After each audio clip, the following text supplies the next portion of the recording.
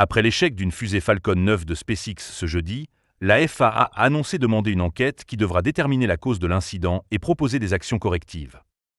Un rapport final devra être approuvé par la FAA avant le prochain vol. La reprise des vols est conditionnée donc à la détermination par la FAA que tout système ou procédure liée à l'accident n'affecte pas la sécurité publique. Après cet échec rarissime, les fusées de la Falcon 9 se retrouvent maintenant clouées au sol. La fusée qui est à l'origine de cet incident avait décollé de Californie ce jeudi pour placer en orbite 20 satellites Starlink. Le premier étage de la fusée a fonctionné normalement, mais le second étage lui a expérimenté une fuite d'oxygène liquide.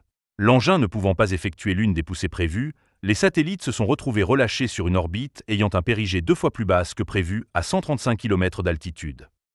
Les équipes de SpaceX ont tenté d'entrer en contact avec les satellites pour leur commander d'utiliser leurs propres moyens de propulsion pour s'élever, mais l'attraction terrestre s'est révélée trop forte à cette altitude. Résultat, les satellites sont rentrés dans l'atmosphère quelques heures plus tard.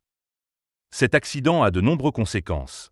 Certaines missions prévues prochainement pourraient donc se retrouver retardées comme le ravitaillement de l'ISS début août. Après 364 missions sans faute, la Falcon 9 a subi de nouveau un échec.